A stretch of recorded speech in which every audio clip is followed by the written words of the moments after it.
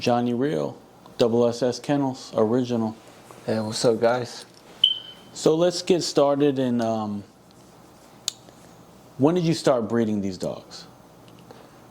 Well, since I was a little kid, I always liked the pit bull. You know. So you had what, backyard pit bulls? Yeah, like most of us started with? Red nose. Yeah. I know blue nose. I couldn't afford those at that time. Right. But I had red nose, real pit bulls, and you know, since I was a little kid, I always had one around me. And you know, to me, these dogs were just more than animals. They were more like, you know, dope-ass companions to us. And in 2006, I discovered the bully breed. Okay. Through some friends from OGDBLSS, and then I ran into my boy Marcos from Bullify, and he was breeding bullies. Okay. So he's the one that sold me my first bully dog with papers. Her name was All Black 44. She was off Gunshot and Nina Ross. That's Tonka blood mixed with short shot. Okay. So that's what, Monster G and Razor's Edge? Razor's Edge, yes. Okay. It was a, she was a pocket pit. Okay. I did my first breeding with some dog named Mr. McGruff. Was owned by Marcos from Bullify at that time. Okay. Dropped my first litter, and I kept a female. Actually, I saw that female 3 times. She came back to my yard, and I ended up keeping that female, and she ended up turning out really, really nice. I started attending dog shows, so I decided to put her in the ring, and we did pretty good. We started bringing trophies, first place, ribbons. So when you say dog shows, you mean the ABKC shows? The ABKC shows, correct. Okay. Yeah, at that time, that's what was the registry for the bullies. Okay. And we took it serious. We started hitting dog shows out of state, and we started winning. And to me, at that time, it was more like a sport, competing with other kennels, other dogs, especially competing with big name kennels. Right. And bringing, you know, first place ribbon back home. Do you miss that at all? Do you miss the show ring, or do you like where you're at now? Because I can appreciate a show dog. I don't have the time to train a show dog though, so that's the one thing I miss. So it is the show ring. I do miss it. You know, it was fun back then, competing for points. But yeah, that's the one thing I like about going back to the dog shows, is having a good time. But it's rare now. Man, I remember back in the days when we used to hire someone to make tacos and give free tacos to everyone, and man, those days were dope. Oh yeah, I remember I used to bring. I think we had pictures of you. I have to look back. I used to bring models to the dog shows, and we do pictures with people's dogs. I think so. Yeah, that was 15 years ago, man. It's crazy, yeah, because when I started breeding, you were one of the first breeders I met, like, you know, that time. I was like, oh, Devil's Den, I heard of Devil's Den. And that's because I was doing my homework on who's who, what kennel, what they produce, you know. Yeah. And, you know, like, it was just a good, like, a passion to me, you know. I love this shit. Once you have that passion. Yeah, it was more fun back then. I think it was more community. Yeah, it was more community. You know, the only thing that changed now is the price. You know, back then we used to sell dogs from 500 to 15, 25. If you sell a dog for 3,000, 5,000, you were the man. Yeah. And now that price is like a slap in the face if someone offer you 2,000, 3,000. The only thing that's still the same is you still have to feed the dog. You still have to pick up the dog shit. Yeah. The only thing different is it's more stuff that you have to do now. Yeah. You got to be more involved in the breeding process, right? Correct. Yes. How are you doing that? Oh, I mean, are you, like, walk us through your breeding process with the females first. Well, once they come in heat, start testing them for progesterones. Okay. 7 days. Sometimes I have to do 1. Sometimes I have to do 5 progesterones, depending. Yeah. You know. And then I clean them out with Baytril. Use Clevermox. Are you using Sulflexin? I use that too to clean them out. And are you doing that once they start spotting, or are you doing that how many days into the heat cycle? Once they start spotting. Okay. I try to do it once they start spotting before I do the breeding. And after that, once I confirm they're pregnant, I'll start using prenatal pregnancy pills. Okay. What numbers are you doing your breedings at? Are you doing them at a 10, 12, for regular fresh AI? For AI, I like to start, all depends on the machine, on the progesterone machine, but I like to start from 10 and up, Okay. 10, 11, 12. You know, me and my camp, we dropped a 17 puppy litter, Yeah, I seen that. and we hit that female at 13.8. Okay. One AI? We did 2 AIs. Two AIs? Okay. Back to back? Back to back. I got you. Okay. So you're doing them at, or you're inseminating them at 10 and up, pretty much. Are you doing surgicals at all? Yes, I do surgicals. All depends on the results of the progesterone test. If I'm passing 20, I'll try to do a surgical.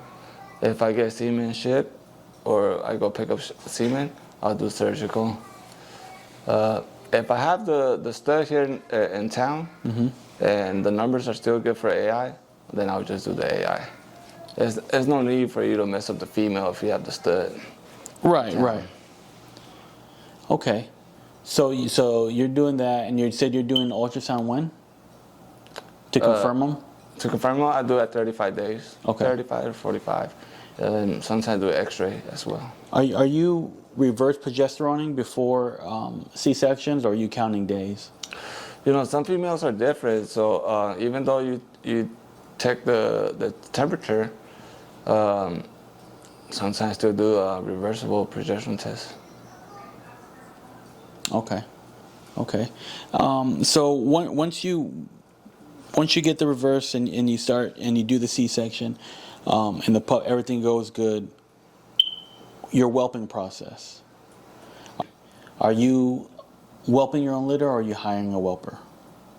All depends on my breeding. If it's something that I've been looking forward to do, and I invested a lot of money, then I'll whelp my own litter.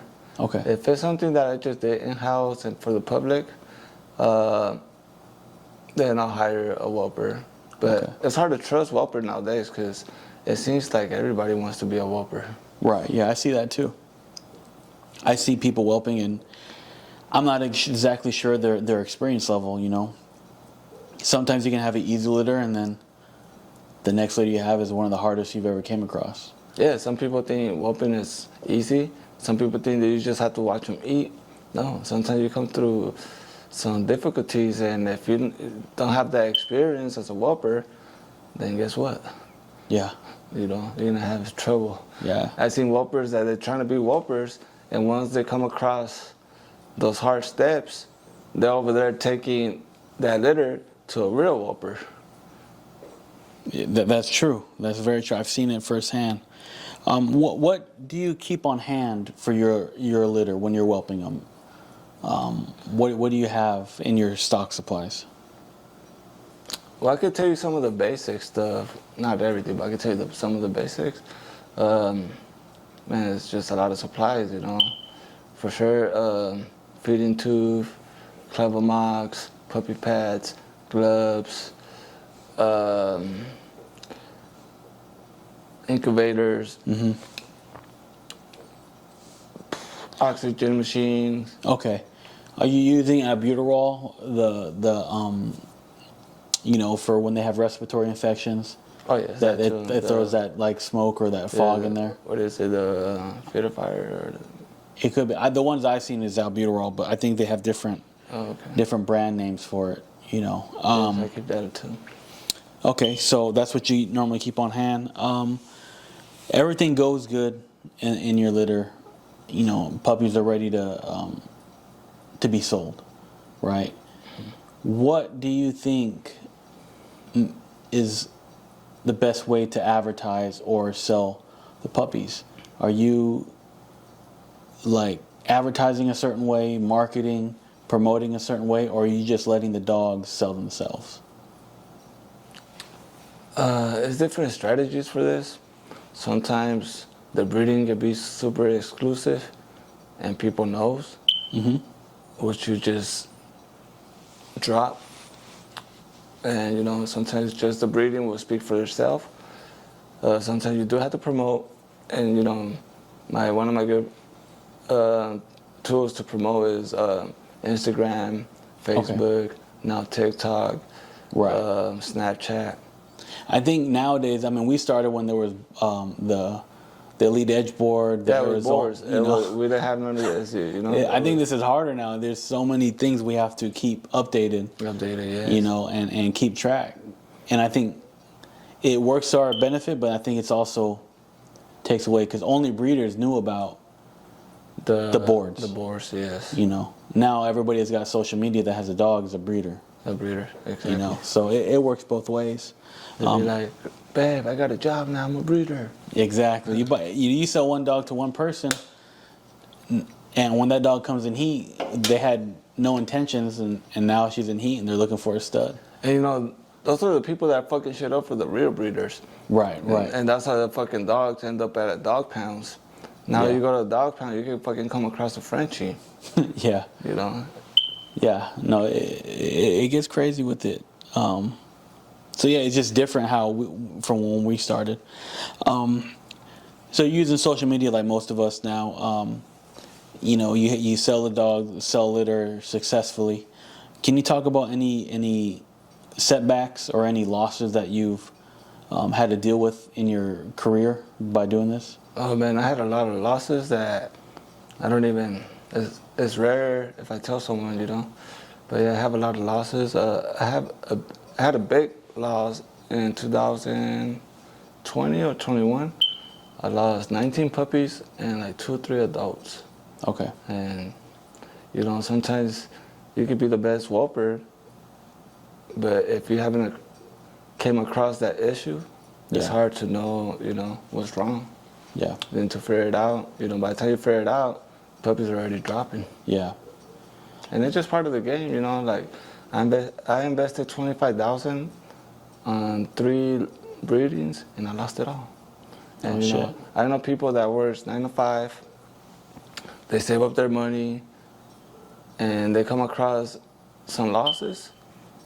Man, you'll be out the door. Yeah. A loss like that, you know, they're throwing the towel in the game. But you know, a real breeder, you'll learn how to adjust to this, you know. Right. There's some people that I see, they jump on social media and cry about it, like, yeah, it's just part of the game. And you're not gonna get nothing crying about your losses. Just move forward and know how to adjust to your program. That goes with any business. You know, any business you run is not going to be sunshine and rainbows. You know, there's going to be bad days with good days. It doesn't just happen with dogs, but it can happen more, I think, because they're animals. You know, Mother Nature has a mind of its own sometimes, and you can only do so much. You know? Oh, yes. Sometimes you do everything right and still take a nail. Yeah. So, what do you think, advice-wise, would you give new people wanting to get into the industry, wanting to become a breeder, or thinking about it? You know, what is something they should know before getting into this? Do your research first before you even try to get in. Find a good mentor. Mentor, yeah, that's important. Yeah, because if you have the wrong mentor, you know, you could fail. Right. And, you know, or you could be going the wrong way, you know. And not every breeder is a good mentor, you know. I've seen people get under the wrong mentor. Yes, and sometimes it's some people that don't want to listen, you know. Yeah. I've seen people that they want to do it on their own, and, you know, sometimes they fail. Right. And, you know, I try to help out as much as I can, especially with my clients. And, you know, always do A1 business. Good business always going to bring the client back all the time. And always going to have the client asking what you got going on next. And that's how you build a web. You know, I think that's, you know, I've been doing this for so long. I got people that hits me up. I met them 5-7 years ago. Hey, bro, what you got going on? Yeah. And, you know, you build that web, and once you drop a litter, it's gonna be pretty easy for you to push out the puppies. Right, right. Yeah, I can agree with that. You build that network, you build that referral base, because I think, well, with me, and I think, well, like what you just said, years later down the road, that person might want another dog. Or one of their family members sees their dog and they want to know where they got it from, and they come back to you.